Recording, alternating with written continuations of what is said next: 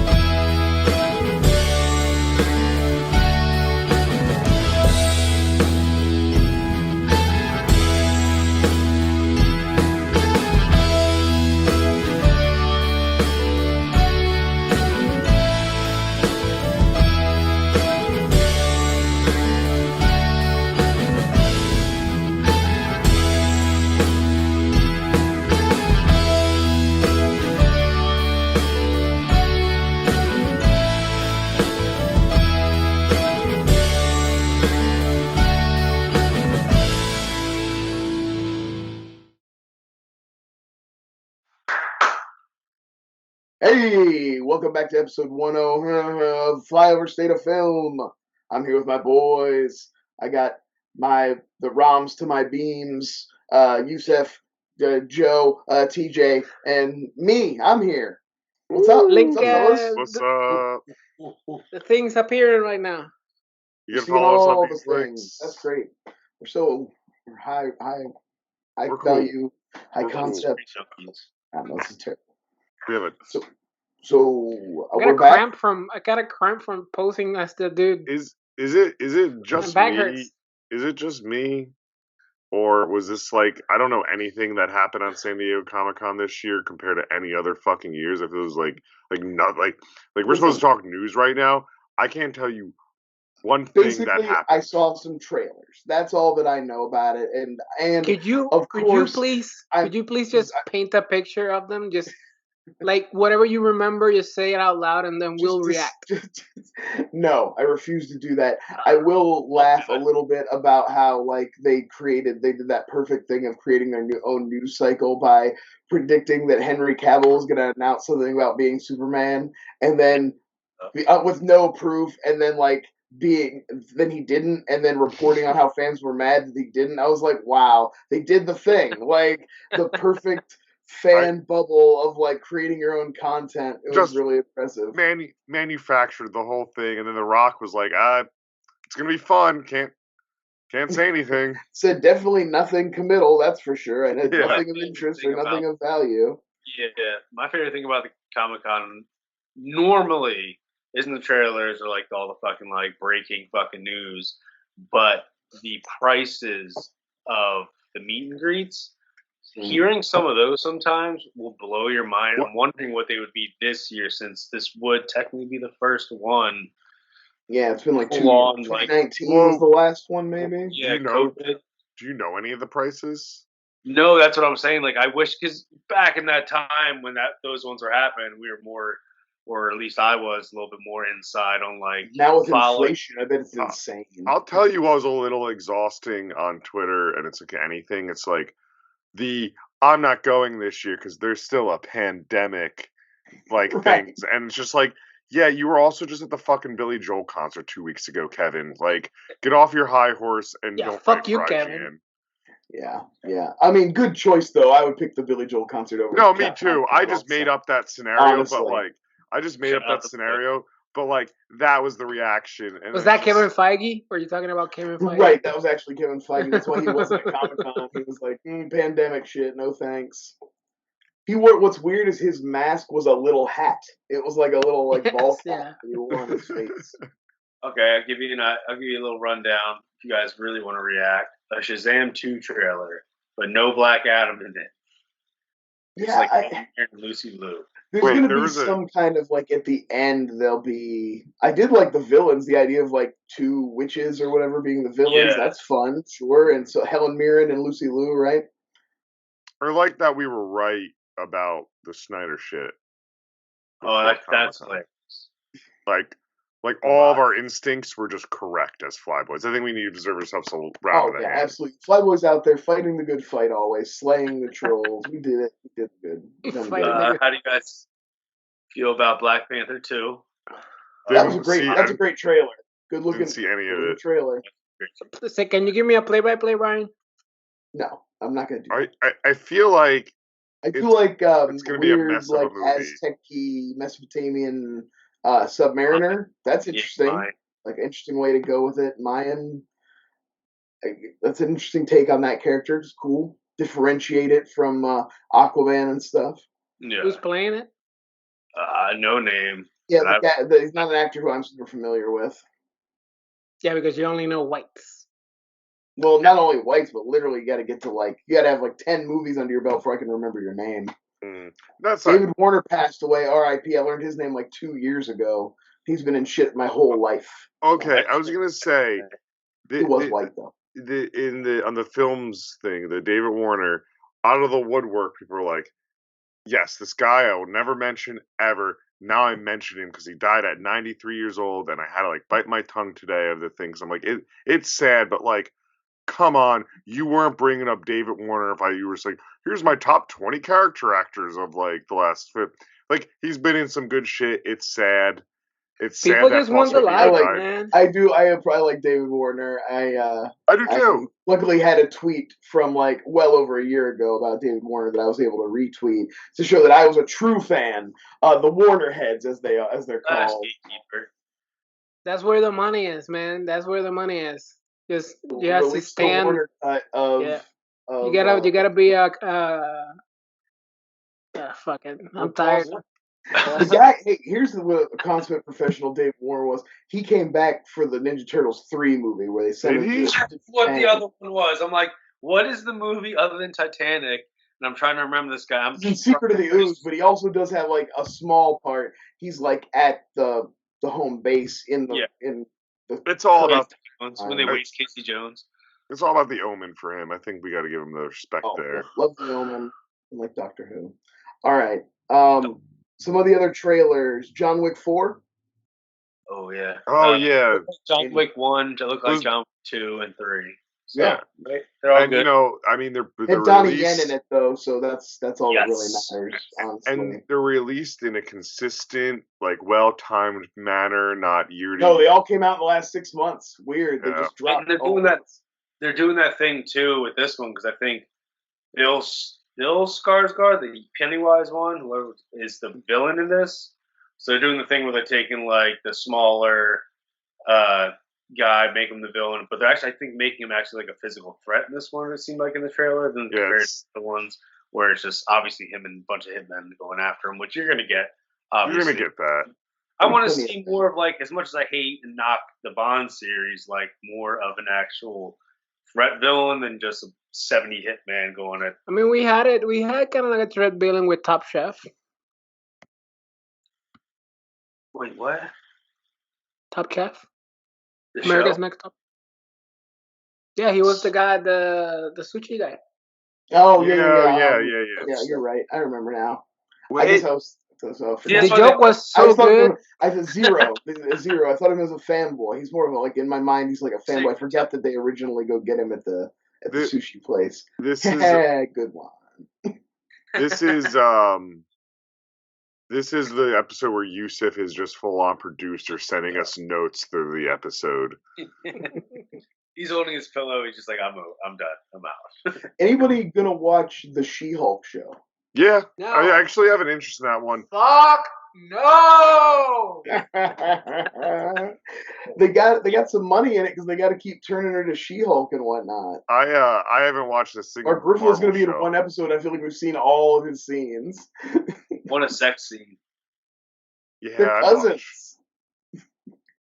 Okay, well, it takes place in Kentucky, so. They announced. Oh yeah, I mean.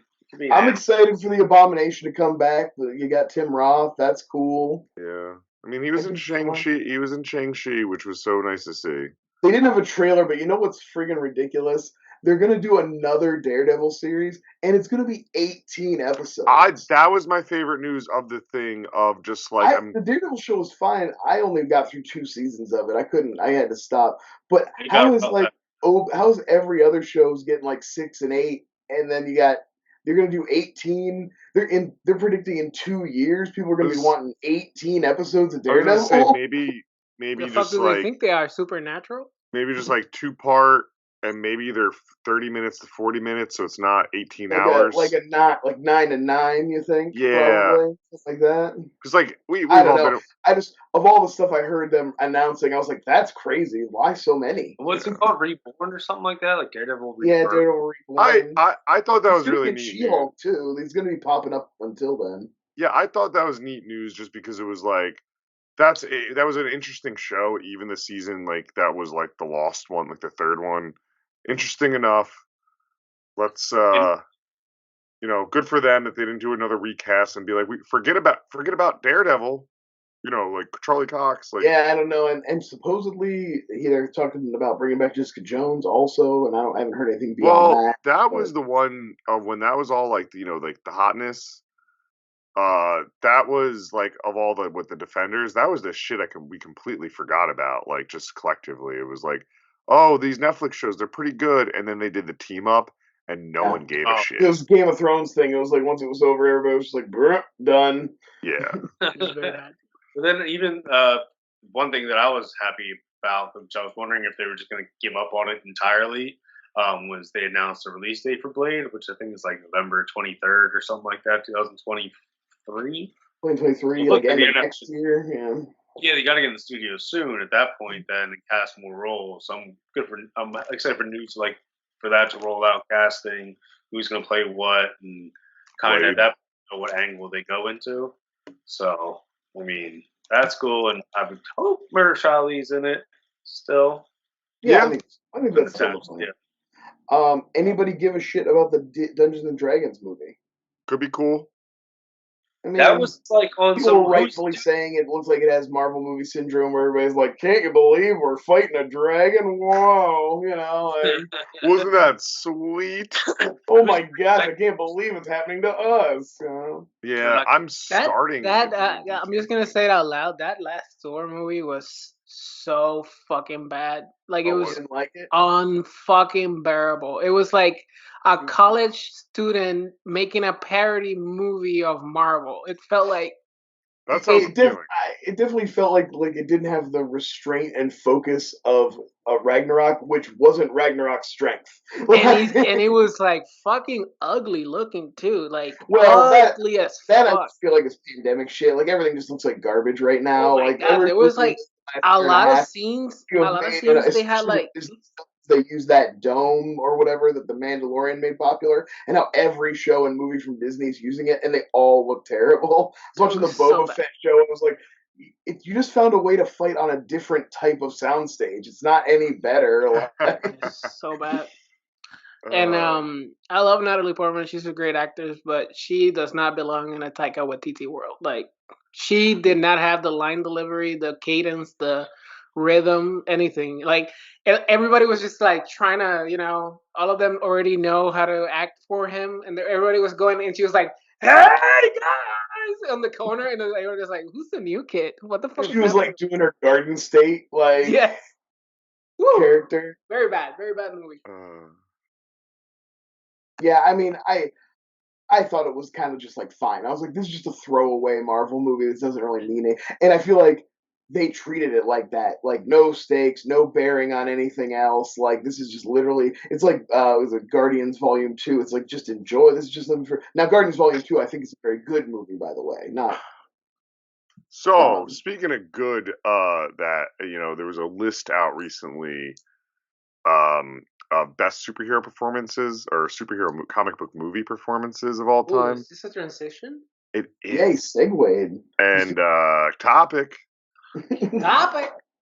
And it's a pretty fucking dumb list. Like, they did top 50 comic book movie performances, all spanning. It's on Variety, and their choices are just they're bad. Like I think I looked at that list a little bit. It did not affect me in any way because but I think the one I looked at actually came out a long time ago. I think I was looking at a list from like before Logan came out. I have it up. Might be a different one. I have it written up here. Yeah, no, this is 4 days ago. Okay. 5 days ago. Yeah, I might have been looking at something different. But either way, it didn't have any bearing on me. To give you a context, and I would say this is what inspired the question. To give you context of like where this list stands, we have Michelle Pfeiffer as number 2 as Catwoman on an all-time list. Okay. So very inspired. Like that maybe a top 20. Anyway, it's like Christopher Reeve Superman 4. This list wasn't written in 1983. Yeah. So I was wondering, what's everyone's kind of top 3? And I don't think we have to put like a 1, 2, 3 ranking on it. You can just say your top 3 and interchangeable. TJ, would you want to start? Guys, can you hear me? Can you see me at all? Yeah. I can, hey, yeah. Good to go. Okay, cool. Do you just Sure. want to do 1, 1, like 1, 1, 1, and then 2, 2, 2? Like, Yeah. do some round robins. You want to do Yeah. that? Sure. Well, I mean, this isn't necessarily a superhero role, but for me, he's always been a superhero growing up. John Leguizamo as Luigi in the Super Mario Bros. Movie. Oh, perfect. This motherfucker. You know, I mean, a strong Italian, was never drunk on set. Never drunk. It was like a very fluid.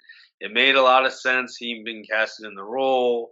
It just everything about it was just smooth for me, and just having obviously Bob Hoskins in the same type of really just well, straight.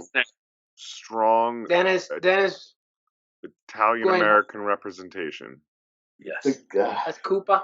It's not. I wouldn't say this is our funniest episode yet. No. Okay. So Brian or Yusuf, what were you thinking? I wasn't done. I got Stan Lee as the mailman in Fantastic Four when he delivers the mail to Reed Richards. Okay, so Brian, where are you at? I was gonna say, I guess Joe's glad everybody took his question seriously. That's yeah, good for I guess this question that could have given us some long content just No, I thought I was gonna say, man, top 3. We're gonna go for a while on this one. No, it doesn't seem that way though, does it? Goddamn time! I didn't even hear the question. All right, TJ. Again, what is we're doing top 3 top tier comic movie performances. Does not have to be a superhero movie. That was my first choice. I'm standing by it, and then we can move on to Brian. Okay, so Brian, what's yours, buddy? I guess for my first choice, I had Chris Evans in the first Avenger.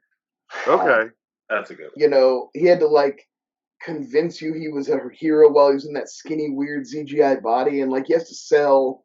He has to sell Steve Rogers as the guy who can become Captain America and who's genuinely good and whatever. And it was really good. I thought he did a good job. And I think that's kind of a I don't know, even more so than Superman. That's a weird, boring character to try to bring to life. And so it's a tough.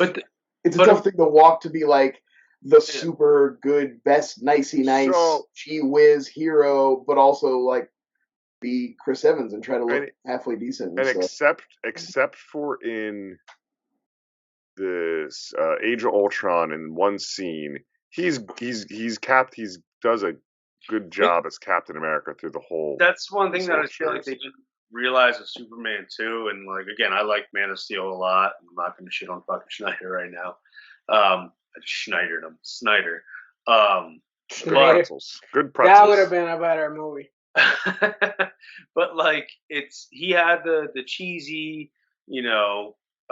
first one, Joe Johnson style film where it felt like that's exactly what it should have been. Then he got to evolve the character into the second, and they just kept going. This will make Chris Evans probably the best Captain America. But you're just saying in the first film. I mean, yes, he's I do like all the arc of Chris, but specifically, I guess for this one, I was talking about the first Avenger as if I had to pick the performance, because I do think he's brought a lot to that character. I even think in Age of Ultron, they develop his character a little bit, even in that, so.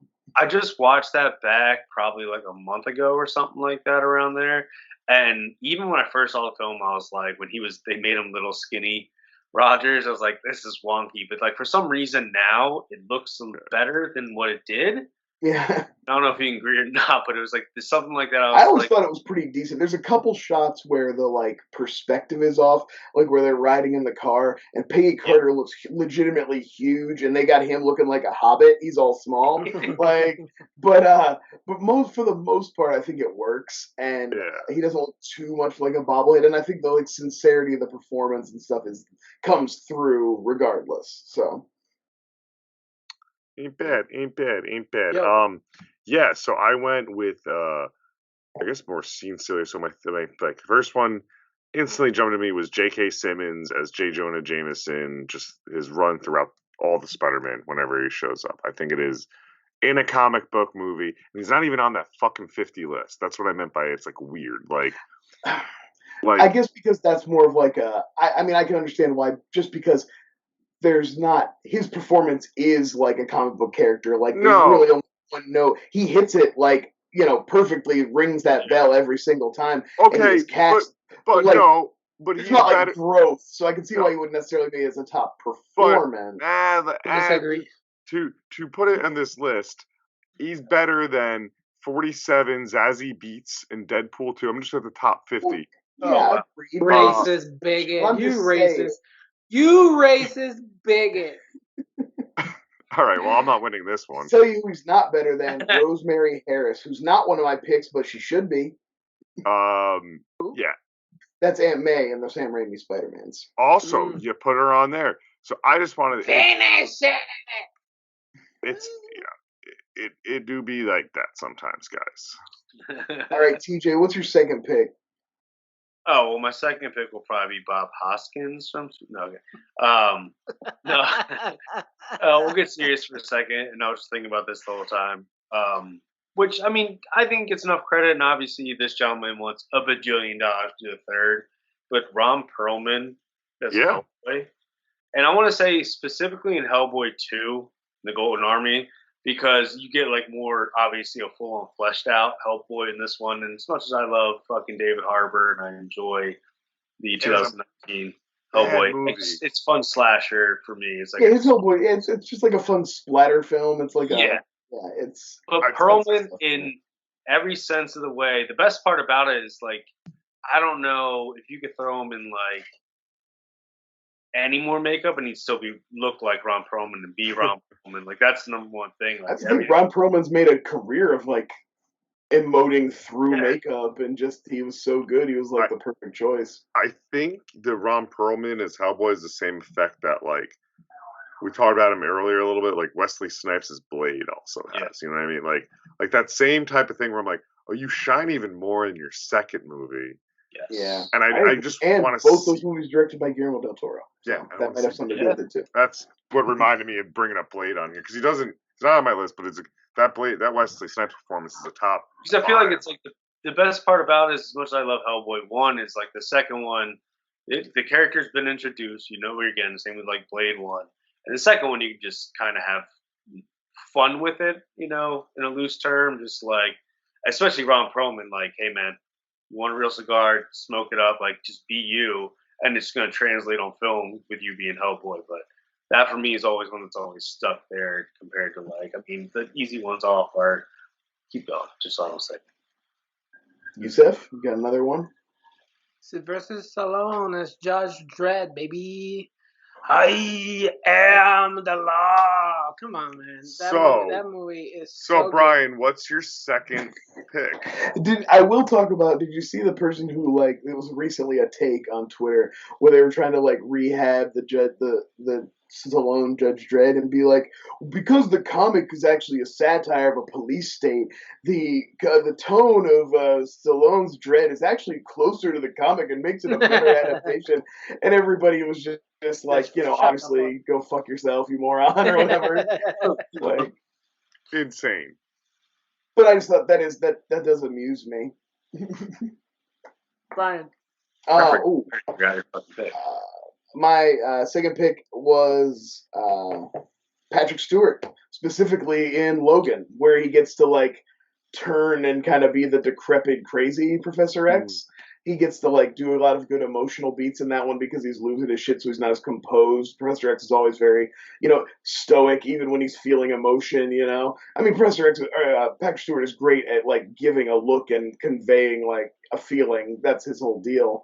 But he gets to like act out a little bit more in Logan, and I don't know. I always really love the moment where the clone Logan kills old Professor X because he just thinks it's Logan murdering him. He doesn't know what's going on. You know what I mean? And that's like the last thing going through the smartest, most powerful mind in the world is like, good, And so I don't know. It's just a great. That's a tragic performance, right? Like just yeah, absolutely. Watching him have dementia, but like also just still being. I was never one of those like, oh, Logan guys, but that's a good performance. Can't take that away from huge. Everyone in that movie gives good performances. That movie's a good movie. It got over memed by a few Twitter accounts. Logan? No, yeah, he's a very good actor in that sequence. Joe, do you have an answer? Yeah, kind of like yours, Brian. Robert Downey Jr. just as Iron Man, I believe to this day. And Iron Man's not even my favorite. It's not that. It's the way he played RDJ, the way he built out the character. And I mean, yeah, like best performance is probably what in Endgame. I mean, it changed what Iron Man is, really. Like, the comics conformed. The performance was so powerful. It was like a black hole. It was like, now everything Iron Man is about this. So. I really don't think, like, in a very corny way, like, we're talking about this topic without Robert Downey Jr. Like, that started that MCU. That first Iron Man doesn't work.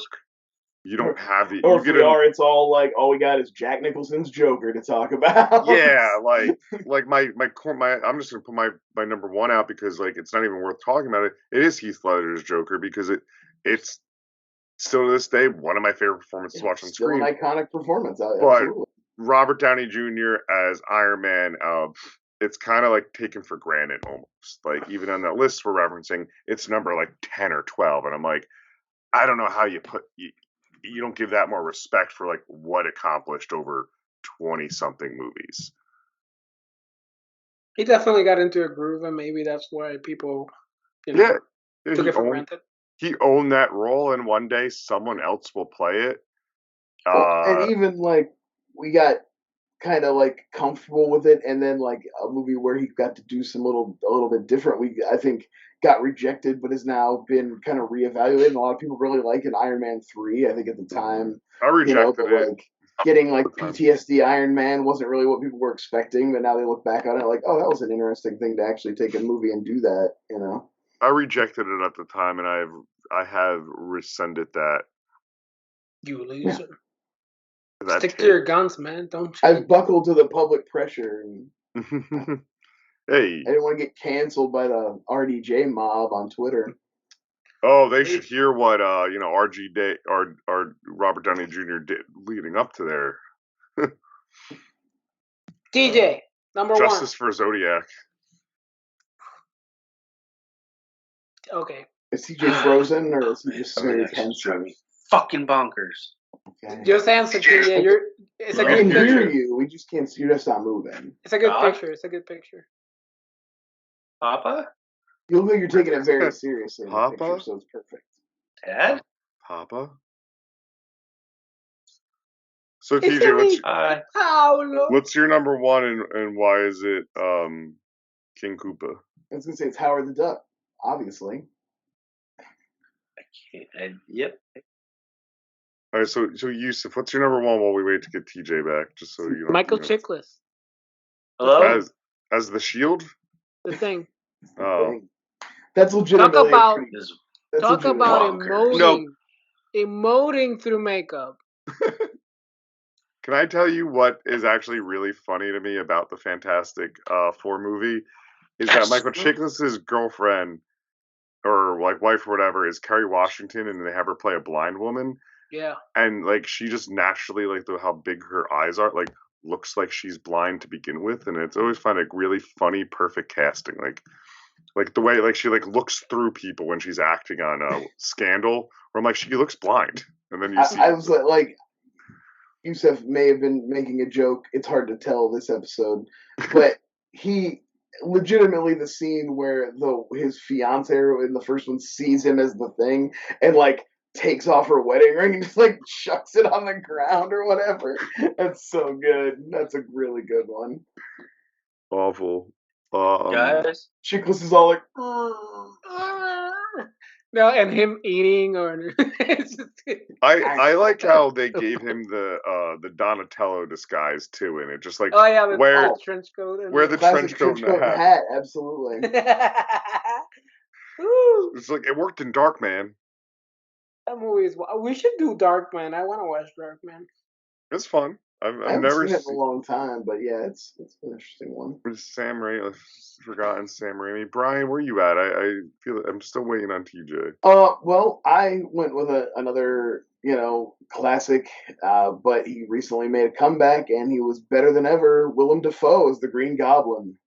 I mean, through the whole trilogy, in like coming into Harry's, even after he's gone, he's in Harry's mind. He's popping up, doing his own. It's still showing up. That great video where he's being Doc Ock, and they bring Alfred Molina on set, and he's like, "What?" And he got, that's a good one. Anyway, he came back, and he was an even better Green Goblin in No Way Home, even scarier, even more integral to the plot. He was great. So, the scene where he reveals that like this is the Goblin, not Norman, when they bring back in the fucking house before they get transferred. It's so menacing. Hello? Oh yeah. Hey, TJ's back. Hey. Remember in the first Spider-Man, he does the crying woman, like pretends to be the crying woman. Yeah, that's a creepy one. Yeah. Yeah, he brings that shit. He brings that shit back a little bit in No Way Home. Yeah, the way he's got like the shawl on. Yeah.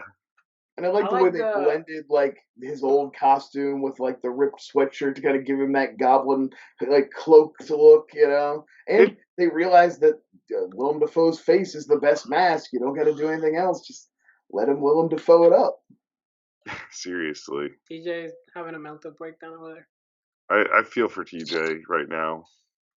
TJ, I think my favorite scene is when he like sucks his fingers when Aunt May slaps him.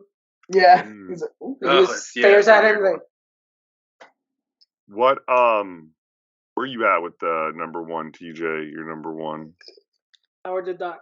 Off the top of my Jeffrey Jones and Howard the Duck. Yeah. No, we don't. No, we do not. Child stuff. That's not the way I want. I mean, the first one that comes to mind, is, I mean, as easy as it is, like the Heath Ledger Joker, but Tom Hiddleston's Loki, unless anyone said that already. No, it's a great one. Fuck, I lost. Because that's another one. Okay. Yeah. TJ, that's a great pick. And like another...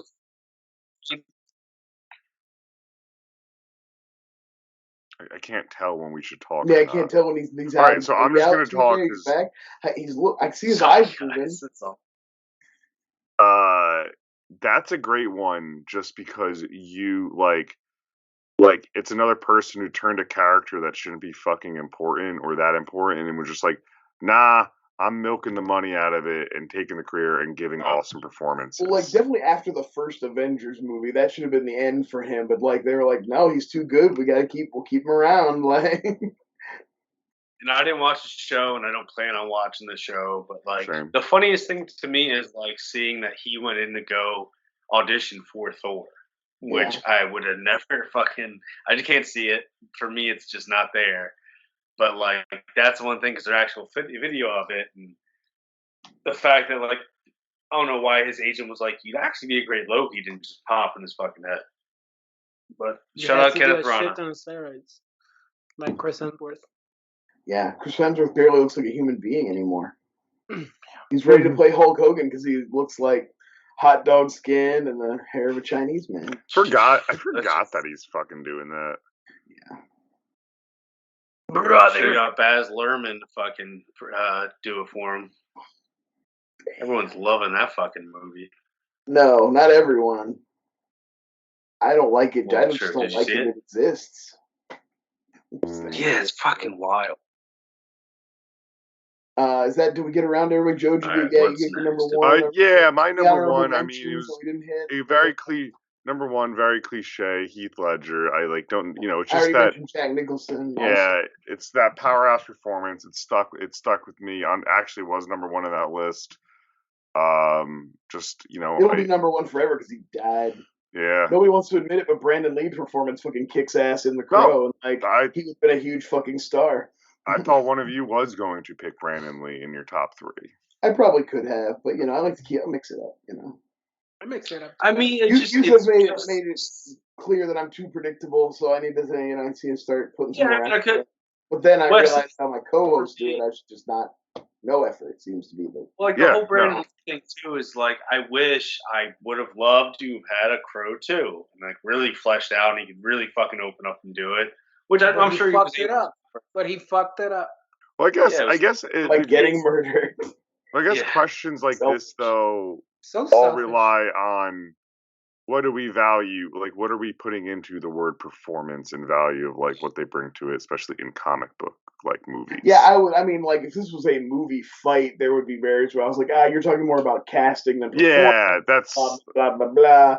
Yeah, we're not don't do that anymore. So that show was so much fun. So if we really wanted to get corny, it's you'd be Tom Hanks in Road to Perdition.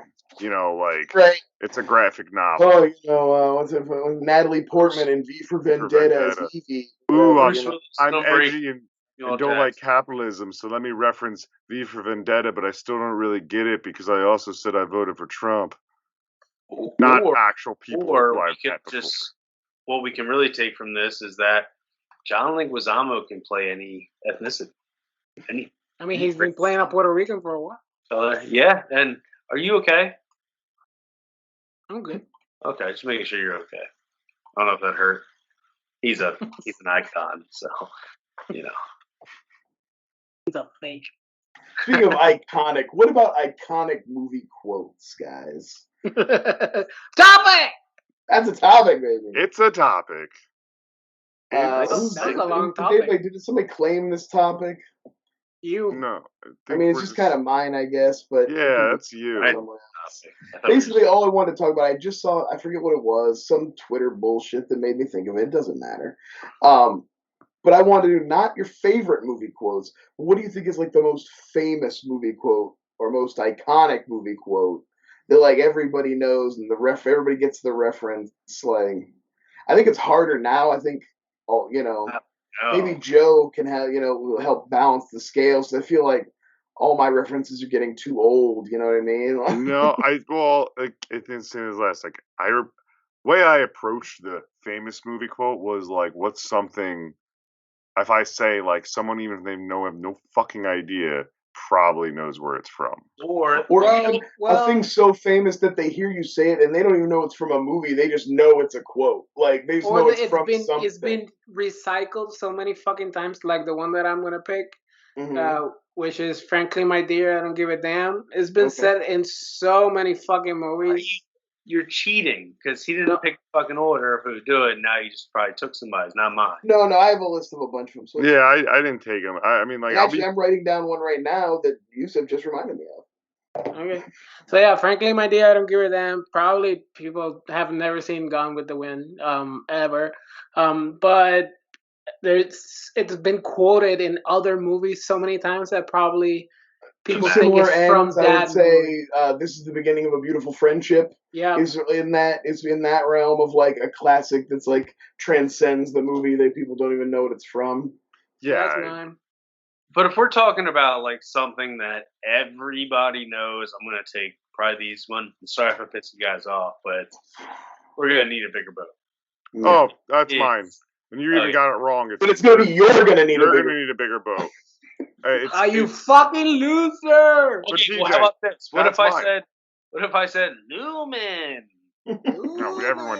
There's only three other people that will look at me and go, I know that. Actually, TJ, it's so popular. I remember there was even in this episode of Friends, they were just Lumen because they all watched that show, and then the country picked up it as a phrase, and they didn't even know it came from a movie. And Rachel had that haircut they called the Lumen. Yeah, I fancy myself as a Joey. No biggie. No, I'm right with you with the Jaws one, and my one also is what I first wrote down is I've got a feeling we're not in Kansas anymore. Has to still be there. It's too Westernized. Because I do think you probably have like I'm trying to think of like modern quotes that are definitely like standing. Okay, well, a modern-ish one that you have made me think about is something that was like overused and used and like became kind of a cultural reference, especially connected to a certain person. I'll be back. Oh, that and like not only like for like a decade, like literally between Terminator and Terminator 2, they would work in Arnold saying "I'll be back" to like every action movie. Like every action movie he was in, he said "I'll be back." Still to this day, he's in a movie. He'll say "I'll be back," and it's like John Travolta dancing in a movie. Like, right. Sneak it in somehow. Have a little bit of it. But that actually was not one of my initial picks. I had "Say Hello to My Little Friend" on my list. That's right there. It's like this shit that gets parodied in like a Pixar movie. That one has been parodied and used so many times. Right, exactly. It's something that's kind of like permeated, I think the best use of that is in the spoof movie Mafia, where he actually pulls out a little friend and it's just a little guy with a gun out his trench coat. His actual little friend. Yeah, I remember Mafia. LP. Is that everyone's list? Because I can keep going. Yeah, no, I think it's just feel free to get some honorable mentions. Wait. Are you talking to me? That was on my list as well. Also, I believe the quote I just remember the quote that I saw someone talking about that inspired this question was "I'm walking here," which is an improv line by Dustin Hoffman. But it's so funny too because let's just say like what 80% of the people probably say they're not seen Midnight Cowboy. I've not seen Midnight Cowboy. Well, I mean, I think we're pussyfooting around "May the Force be with you," right? But that kind of became a slogan, not a quote. Yeah, it's almost branded at this point. It's like not even a saying anymore. I would probably say over that is like I know it's wrong. Like Luke, I am your father is the one from Star Wars, right? That's even more. Again, misquote. Yeah. But I thought you were going to say "Live long and prosper," some Star Trek. Yeah. But again, now we're getting into more like fan slogans and like niche community things here. I'm talking about something that's even more all encompassing than that. I'm your Huckleberry. Why so serious if you want to do a more recent? Does this count though? It was like play it again, Sam, but like that's definitely phasing out. Does it count though? Because it's one word, and I don't even know if it's ever really. Actually, guys, I just remember this. What? This mug is 100 movie quotes on it. Have the word family on it. Oh yeah, it sounds like a Fast quote. And the Furious. Like a family? You have to say it. You have to be like family. Yeah. So I was gifted this coffee mug that has all of these 100 like AFI quotes on it, like "Hasta la vista, baby." You read them all. I would say, "I'm the king of the world." Probably, has been used a shit ton of times, and the other one is the Gladiator one. You talking to me? Are you not entertained? Yeah, that's good. Anyone that has a significant other, even though I know all three of you guys are married, if you're a bird, I'm a bird. It's like more like a modern. Shout out The Notebook, Ryan Gosling, Rachel McAdams. Yeah. Maybe not. No, I would think about that one. I would think about the what do you want? Well, here's one. I'm not a. What's the mom quote from Mean Girls? Oh, I'm a fun mom. Yeah, it's like I'm not a regular mom. I'm a cool mom. That. Oh, Mean Girls. That's a popular one. Like someone who's like that's so fetch. Like, that Mean Girls definitely one. I think that's. As F from Clueless. Here's Johnny. I didn't just get that from my mug. I think we've lost the thread here, guys. Are we ready to talk about the movie? Let's talk about the movie. Sound the music. Everybody start dancing. Komaram Bheem. Yeah. Okay, guys. So I chose. I was quite a chore, like I always do. I gave the boys a real assignment this time. I asked them to watch the Indian film RRR on Netflix. This movie, quick overview. It's the second highest grossing movie of all time in India already. Just came out in March.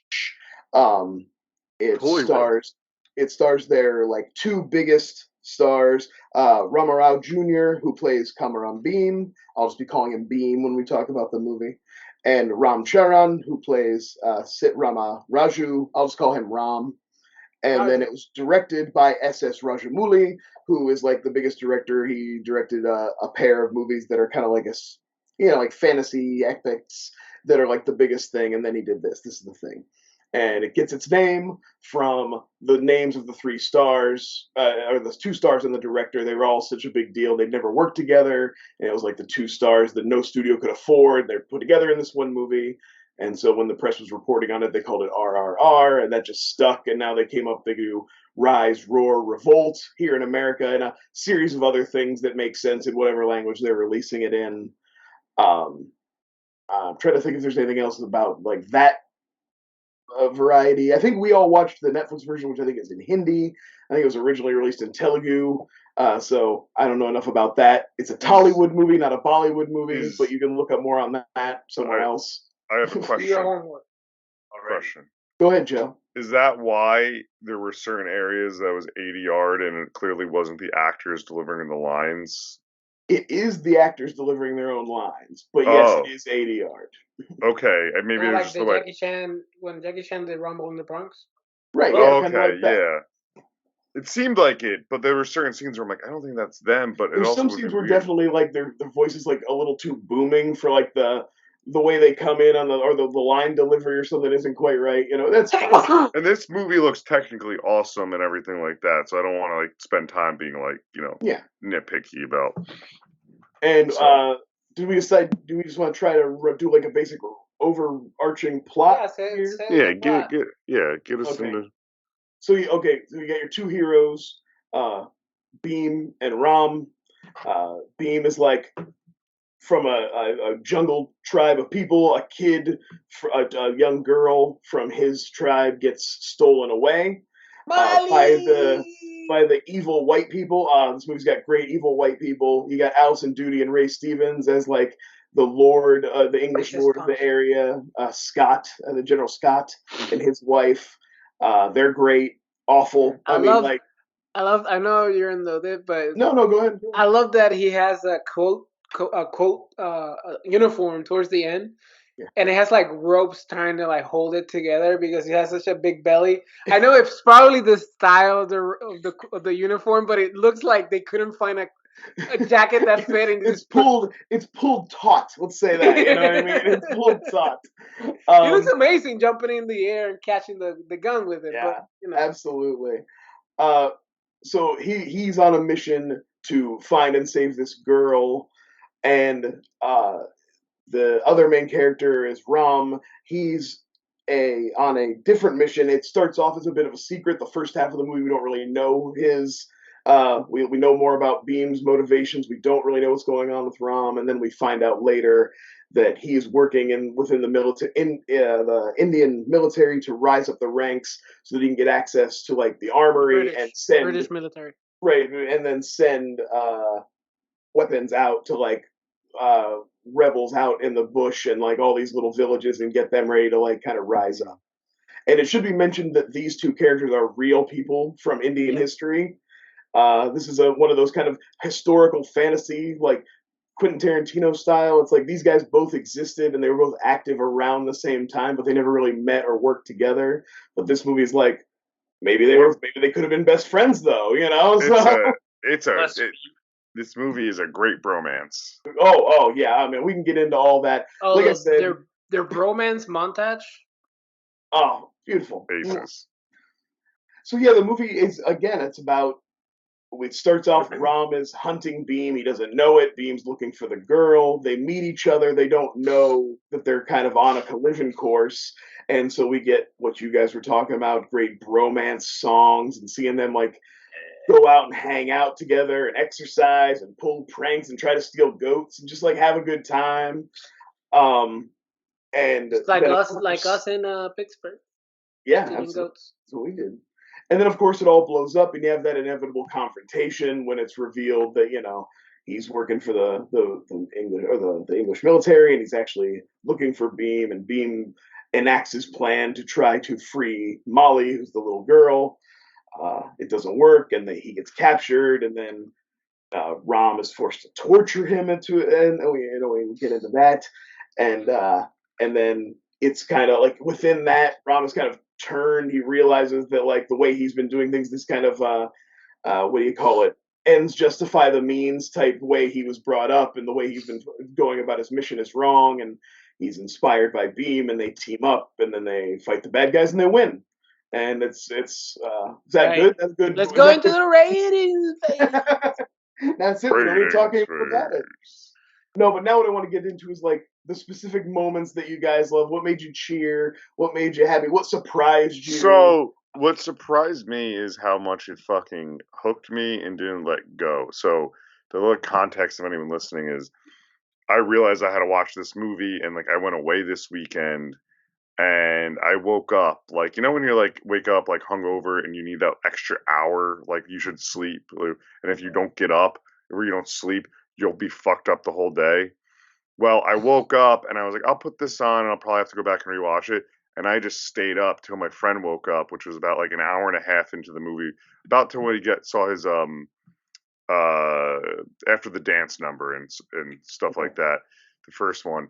And I was like, shit, I should have napped. So I was so happy I didn't nap, but I was also mad the rest of the day that I just watched the hour and a half of that movie. Right, I needed that nap, and I'm glad I watched this, but damn, I could use that nap. So to give you the context of like, I really fucking liked it, and I like wrapped up the other half of, recently. No, yeah, I feel like it really does a good job of letting you know that this movie is gonna be one, like action packed, like pretty well designed action, but two is gonna be just fucking crazy and outlandish. Like there's nothing in here that you should take seriously in terms of the physics, the dynamics. Yeah, they established pretty, like I would say, with like Ram's introduction. Yeah. They established that we're in like a Crouching Tiger world. These are like super heroes. These are like mythic figures. They can do things. Like when I was taking notes, I was like, okay, the powers established in this scene are like. You just stole the words out of my mouth. I literally had a note down of, this is how people in like 1999 must have felt watching Crouching Tiger, Hidden Dragon. Yeah. And be like, holy shit, it's captivating. Well, I think when I was telling you guys on this movie at the end of the last episode, everybody was like 3 hours. I was like, wait, no, it's cool. Hold on. I said that it like takes a lot of like what we've loved of action over the last 20 years and like distills it down and gives you something new. It's like you've seen plenty of scenes where a guy fights up on an ungodly amount of people and like more people than you could ever fight, but you've never seen anything like this. This guy takes on like a literal wall, like a mass of humanity, and like it's over the top, but it's also like realistic enough in terms of the movie that like you buy it, and like you learn a lot about the character watching the way he fights and how he like works his way through the crowd of people. And then it's just and like that was the scene, because it starts off with the scene of the girl getting kidnapped, which is pretty brutal and interesting. And you got your first appearance of the bullet speech, the racist bullet speech. But it was really the scene where he's fighting that like mass of people. It's so good that the point that you realize you're rooting for an English soldier to beat up a bunch of protesters. It's a fucking zombie. I think I'm stealing this from Unspooled. But the protester scene is like a fucking zombie scene. Just the way that the bodies feel like a horde crowd around him, and he's just then fucking with the one stick pounding his way out, gets back and just stands there so stoically. I don't know. I think we did a top 3 superhero or comic book movies earlier. I think more we talk about this later on. I think we need people's top 3 scenes. They're gonna overlap, but there's so many different fucking scenes that I don't know. I like that he washes his face after fucking up everybody. Yeah, he's like, because I have to be presentable. Wash his face, he's right back on the line. Yeah. He still doesn't get that fucking promotion. That's not enough to get him the promotion, and that's why he has to take the mission from Alison Doody, the impossible mission to find Bheem. Nobody knows about who Bheem is. I love the hero qualifier speech where the meeting where the guy shows up to like warn the English about Bheem. He's like, hey, we know you took this girl, and I talked to kind of all the other local, like, we all think it's a really good idea if you just give her back because they got this guy, and like if he comes in, they're like, oh, you think he's gonna burn down all the? He's like, oh no, I would never say that, but yeah, kind of. It's really dumb, and God, later on, like especially ending the Stevenson's wife, or what's her name? She's so fucking evil. Like when he's getting whipped, and she's like, "I thought there'd be more blood." It was like, it's like, why is there no blood? She brought her own worse whip to like a more brutal whip. She's like, no, bring she's just in case. She's like, no, bring my whip. That's the one she uses with Ray in the bedroom. Well, speaking of that, because Brian also, I know you listened to the Unspooled episode too, and the only one thing I want to pull out from that was so interesting is the director's favorite non-Indian director. So his favorite director is Mel Gibson. And after knowing that, I'm like, Braveheart, loves Passion of the Christ. You see Passion in this movie. You see so much Apocalypto, and then fucking even the Braveheart with just the epicness stuff of it. All like clicked, knowing that like, this filmmaker is your inspiration, taking politics and people being pieces of shit out of it. People are still talented, even if they're pieces of shit. It happens. Yeah. But we get our big meeting scene. I love that, right? With the train, you get a train wreck and flaming oil pouring down, and they do a bunch of like. No, but we're glossing over. We talked about the intro of. Let's talk about the intro. Sorry, right. We didn't talk about the Bheem intro with the tiger. We gotta talk about the hairy back king, the fat face with the best body in the world. Like him with a shirt, you would never think that. I love that. You know what? That makes Indian Hercules spells because he does like his little meet cute with Jenny, and he has to be kind of goobery, and he's like a little like it's a little fish out of water. They don't understand each other, and because he has that face, he can totally sell it. Like, don't ever take your shirt off because you're gonna give away the game. But you're gonna hear a swoosh. I wish there was like a reaction when she grabs his arm to walk with them through the thing, where she went like, "Oh, like should have done like, oh, okay." Oh, when that dude is like pulling for the tiger, the ropes together, fucking snaps. Just like even his hairy back had like muscles, like the hair had muscles. Yeah, it's like, these guys are the biggest stars out there. So, they were like, had a Ben Affleck fucking Batman vs Superman clause where it's like, I got my body in this fucking shape. I need a scene where I'm fucking doing pull-ups with weights on me. I'm fucking they do it with Rom. So they have Rom doing pull-ups a couple different times and punching bags and like in dress pants. He's in dress pants with a belt on. He's like, no, we're hitting a bag now. Yeah, no shirt. Like keep those dress pants on. Well, it is the 20s. I think you only have. You gotta dress up a little. You put some mustache wax in that bag. Can I be TJ for a second? Yeah. This might be angry. And that's okay. That's why we're here. That's why we have this podcast. It's a great movie. It's a lot of fucking fun. Tons of fucking scenes that I would watch over and over again. But you know that what I probably won't ever do again? Watch the movie in full. What? Watch the what now? The movie in full. I can't wait to watch it with like show Laura this movie. See, that's different. That's like watching it and showing it to somebody and enjoying their reaction to it. The same way we did to your sister-in-law with Chucky. Like, as much as I would watch Chucky again. I've watched Chucky like once every 2 months. But we almost made it through one episode. I was worried because during the SD Comic-Con, the Chucky season 2 trailer dropped, and we didn't talk about it. We moved on, and I was worried we wouldn't come back around. But here we are. Chucky season 2 trailer looks really good, you guys. We were so fucking close. It's the one thing, and I get there's filler scenes that are great that need in there, is the bromance and things like that in the smaller scenes, but like. What I will probably do is rewatch all the action scenes over and over again on YouTube, and like maybe if I'm having like a morning kind of like Joe had, where I just wake up and need something on, I will throw it on. That's good for that. fucking thing I have against this is the length.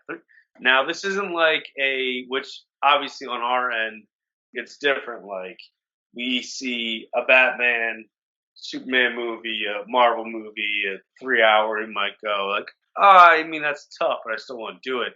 This one, which obviously where this movie is based, for the audience, they'll do that and watch that with a heartbeat. Like me, it's like I wake up and I'm just like 3 hours for this, and certain scenes of like, as much as I love Ray Stevenson, like seeing him on scene like this, but I will go back to it for the actual action sequences. But to watch the full movie again, it's it's hit or miss. I could see that. Not me though. I will 100% be watching this again in its entirety. Even like I said, I feel like the pacing is better than like the 3-hour comic book movies. Like I can sit down. I feel like this movie really cooks. It's just scene to scene. But that's but I do understand that length is intimidating, and also now that I've watched it like twice with the subtitles, I feel like I could also kind of just put it on and do something else, and then look up. Like I know the story, so I know what I'm watching. Yeah. So I just look up when I know what I want to see is coming on. You know what I mean? And I would just listen to it in the background. It functions as like a silent film. I mean, like non-dialogue. Yeah, I mean, in the same way that a lot of the big American blockbusters do, also, where it's like you can easily translate them into another language and like keep the it's everything's simplistic enough. Well, that's the thing. This movie is like totally sincere. Everything's like right out and open. All the emotions are right out on Front Street. Yes. Everybody's literally saying what they mean. So that's good acting. Yeah. But it's like I think I mentioned this. It's like Fast and the Furious, but it's not trying to be cool. It's just genuinely sincere and earnest, and it's not also trying to be badass, even though it is very badass. Well, I think the general. Sorry, TJ. Well, I was gonna say like the one scene where he's driving the fucking van into the fucking at night, and he pulls the whole shit over, and all the animals come out and have the Avengers fucking like. Again, that's another scene where I was like, you've seen the blockade bust in a lot of movies. A truck through a blockade, we've seen that. But I've never seen one jackknife and fire a menagerie of predators into a fucking party. That plan could have backfired so fucking quickly. That's what he gets off the truck, and it's not like they're with him. He has to use the torches to like shoo them away. They're all about to attack him because he's the one who trapped them all. They're ready to eat could have got him fucked up. Like shoo him away with those flames. Well, this is where I kind of give the credit for it. It's like the best scene of the movie. Most people could be like, "Oh, they fucking like in the beginning with the tiger and was it a wolf?" Yeah, there's a wolf chasing first, and then the tiger takes over the chase. Like, you could sit there and be like, the CGI on the animals is kind of weak just because it looks more obviously CGI, and they have a big thing at the beginning of the movie about how no real animals are harmed. So it's like they hold on it and like make sure So yeah, and that's the whole thing is like you would be if you didn't like want to see like an actual like tiger and they changed the CGI and kind of use this as a tool.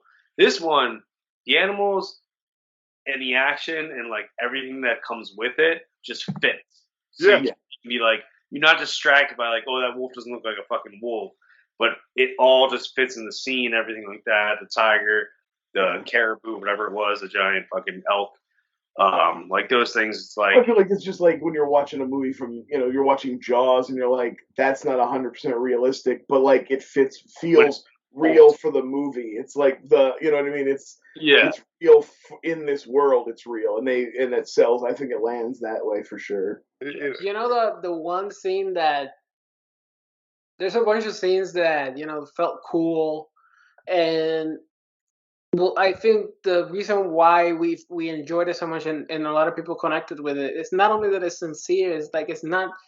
Well, it has funny moments because it has a shit ton of funny moments within the sequence. It has all the ticks, yeah. All the action sequences are taken at face value. Like, they're not going like, a tiger, oh my god, whoa! Exactly. That Marvel syndrome you're talking about. Like, you don't need to comment on the moment, just like allow it to happen. They're like going forward, and the action is does brutal. A flaming punch to a tiger, like grabs a flaming punches a tiger. It's rad. With all that like fantastical stuff, the stakes of the enemies and the kills are all real. Unlike comparing it to the Marvel things or whatever, it's like here's another AI or like generated like alien we gotta kill that means nothing.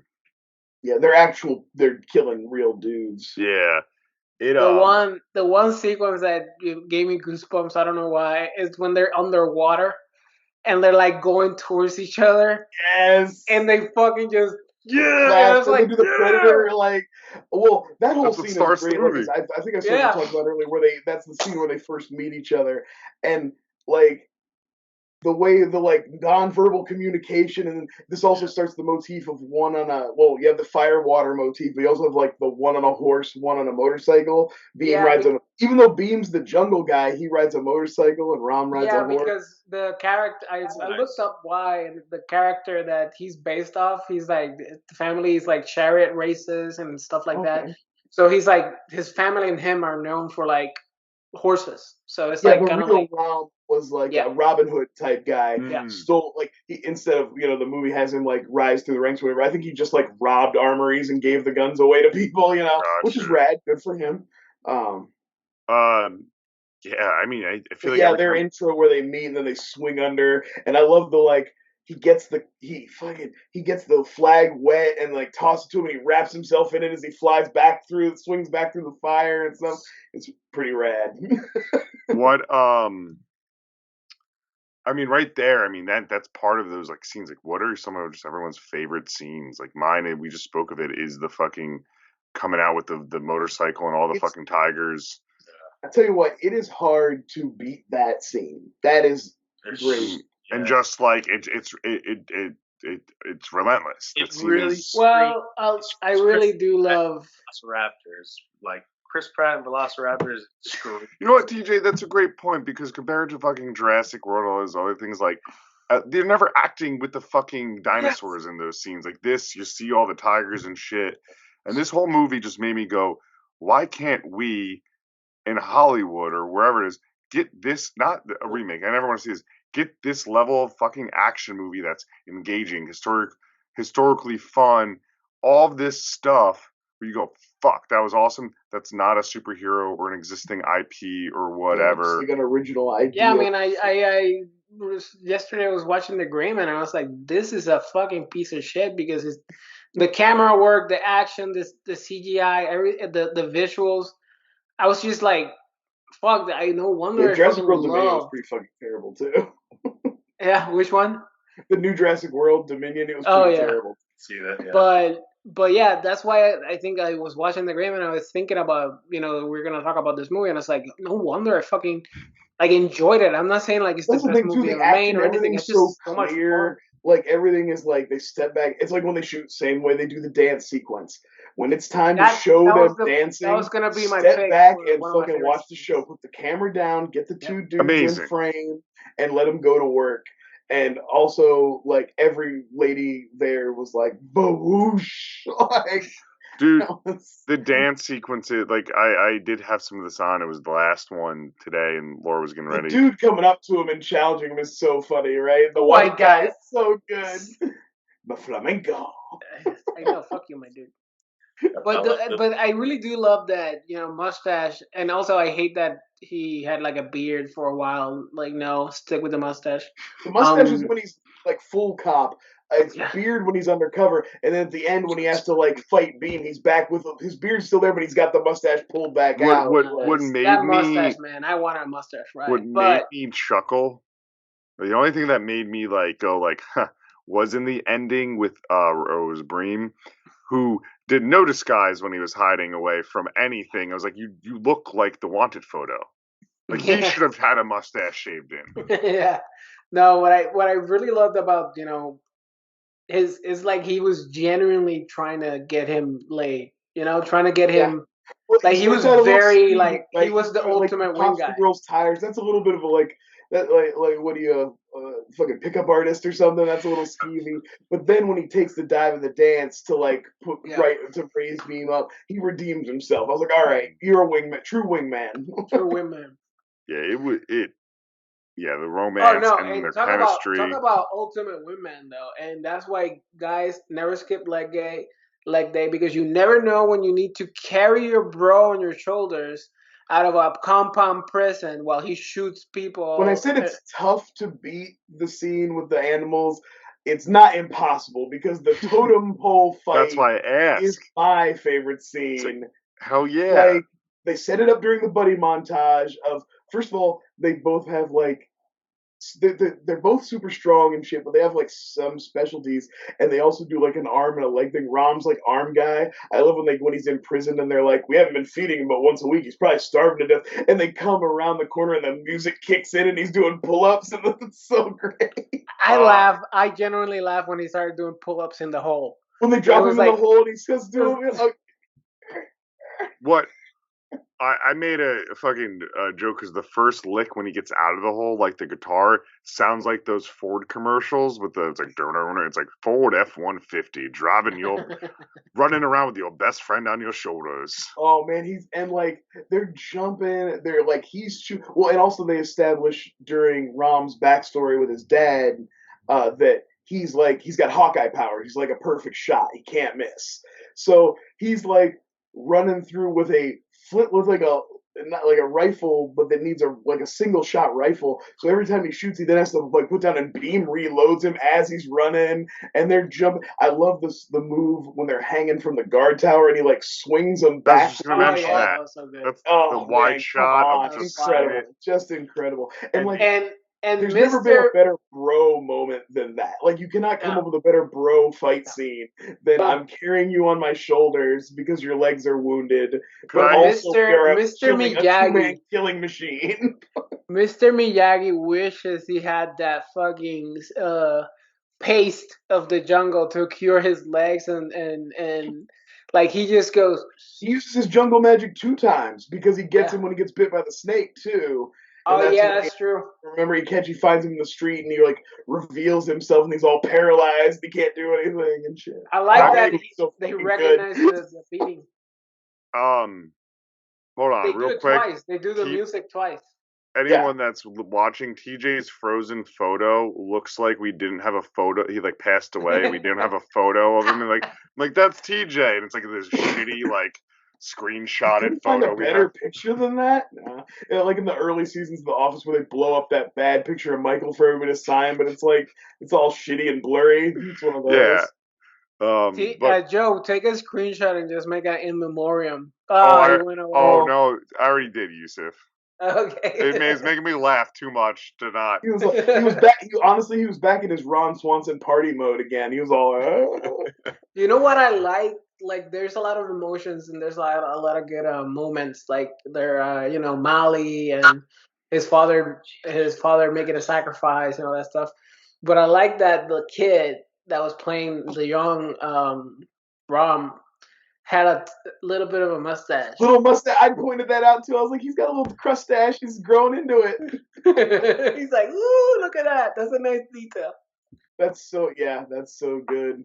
And I love how the arrows of blowing up his own dad to come up with the idea of the grenade arrows. Like, it's like inspired by the time he had to murder his dad. Murder his own father, yeah. Rough. TJ, anything that you like, baby? Any, want to add? Talked about yet that you wanted to mention? Good stuff. Point, Joe. I really love the arrow going through the water. Oh, one of the best scenes. I love and you have the other side of that too.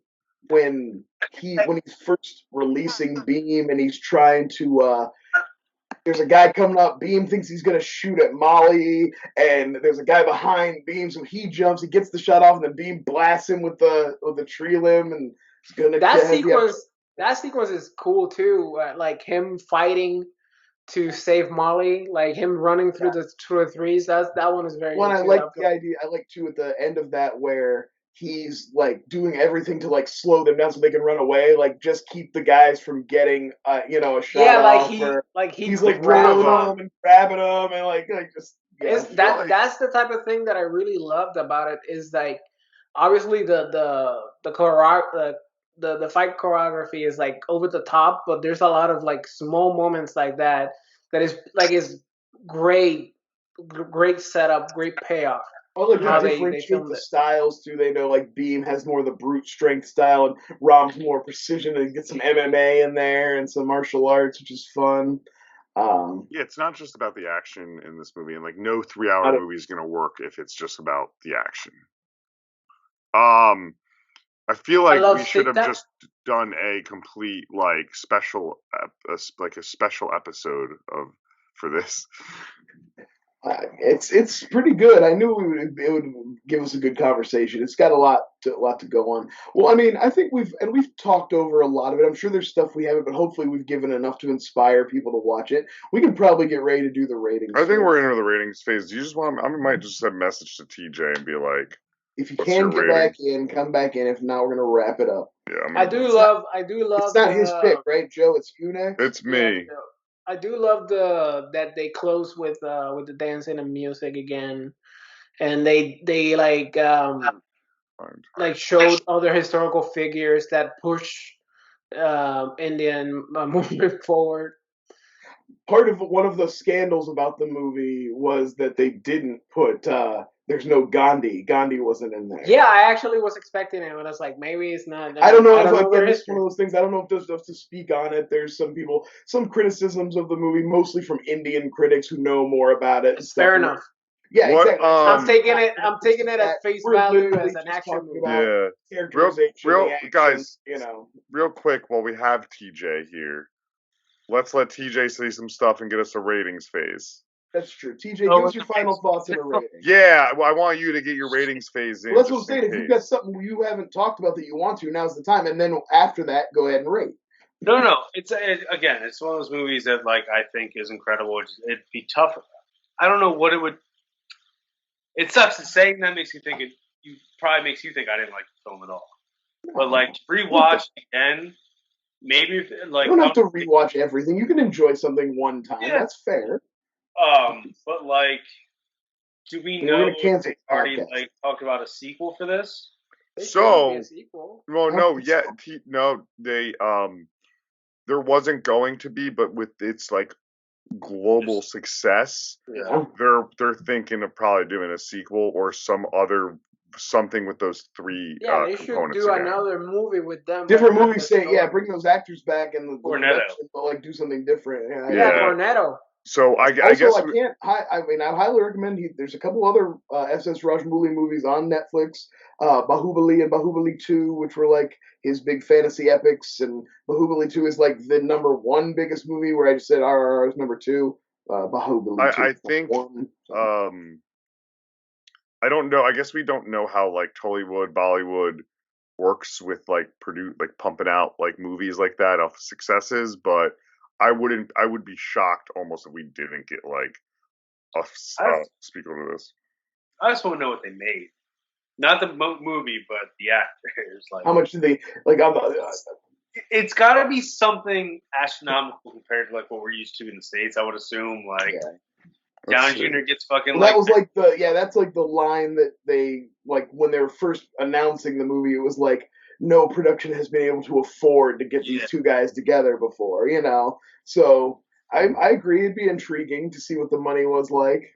Let's go into the ratings phase. DJ, before you just rate it. That shit. Again, this is a great film, especially if you have the time. Like Brian said, it's something I didn't do. Which maybe also, we didn't talk. Perfect intermission right in the middle. 90 minutes and 90 minutes. You can break this bad boy up. That's what I didn't do. Maybe that's kind of why it for me felt like it was more of a. And to me, I was telling these guys earlier, I felt like the second half went so fast. The second 90 minutes felt like, when I was watching it by itself, felt like barely an hour. I have numbers. It cooked. I have numbers for you guys. They're not that crazy. Really? Yeah. So, I mean, not crazy. So, in an American equivalent, this movie's budget was $72 million. That's not terrible.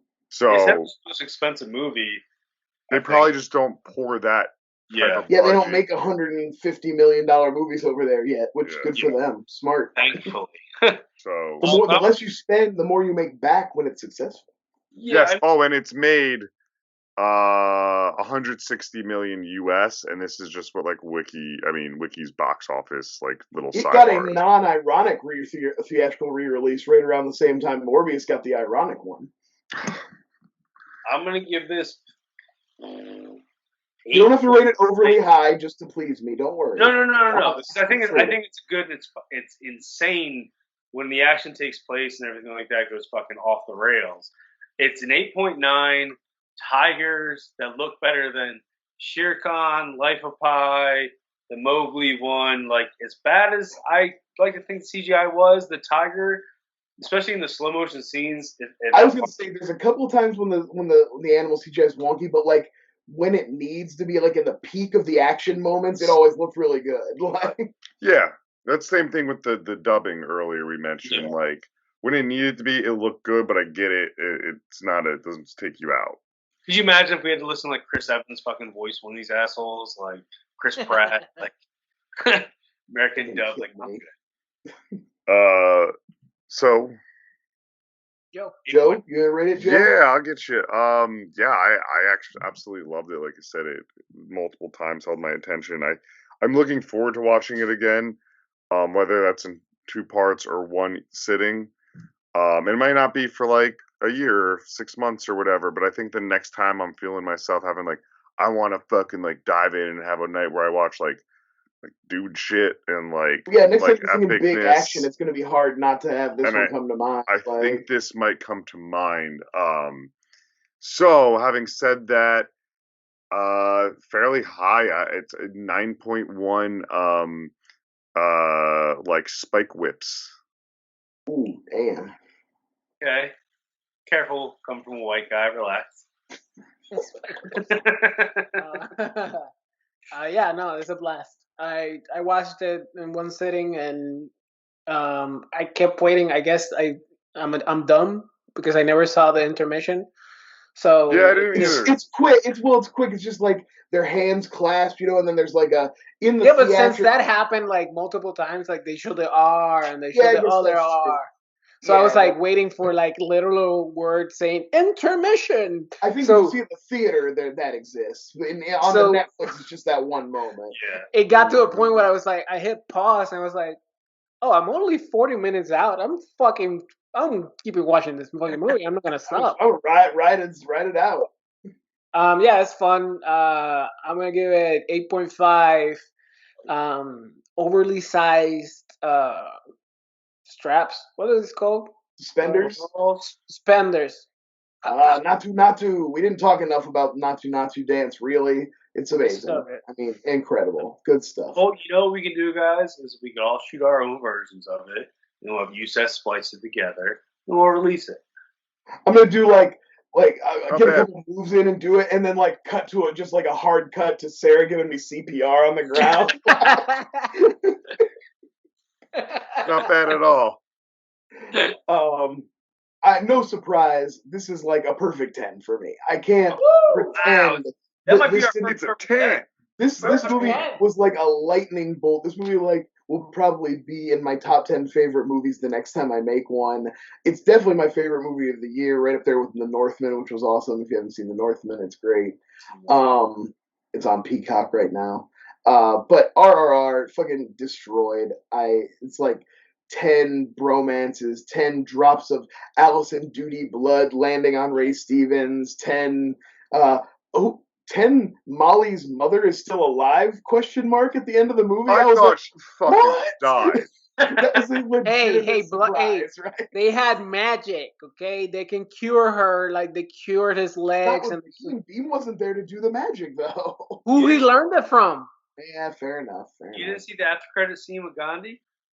Gandhi showed up with nunchucks. I'm forming the like Indian the Kingsman, Avengers. like the Kingsman when they showed the Hitler walking in. I'm forming. It's just Gandhi, like, who wants to fight, motherfuckers? You hungry? I'm not. Oh shit! I didn't know Ben Kingsley was in this movie.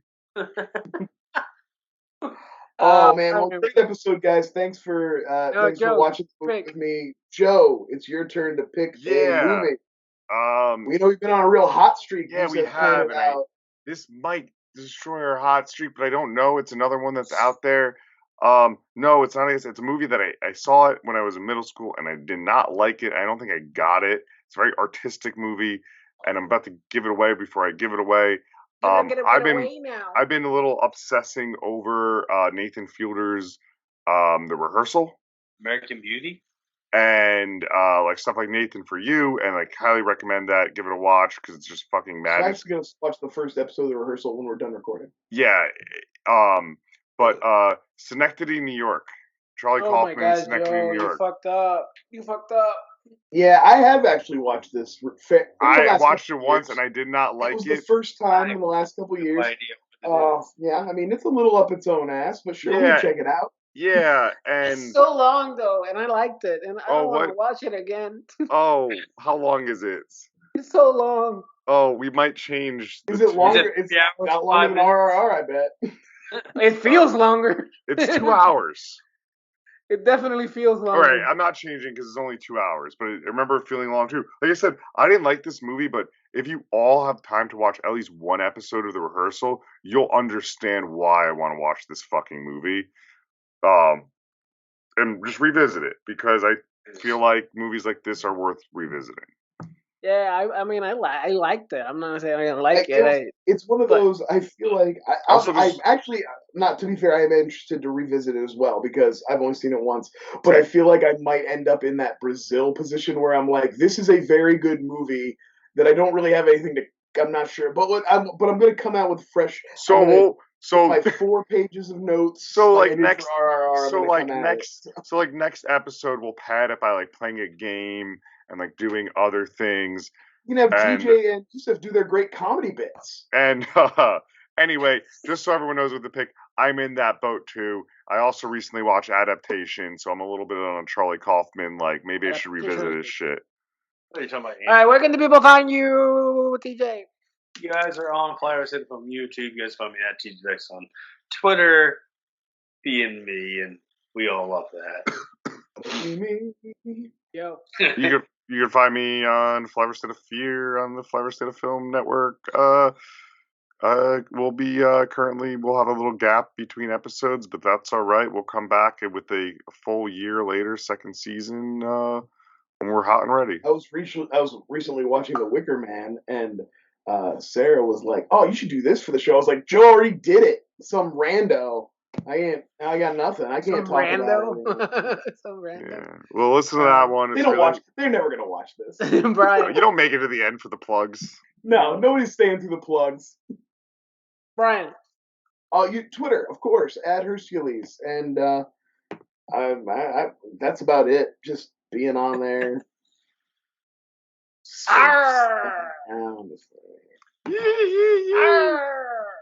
All right. The pirate movie. Bye, y'all. See you guys.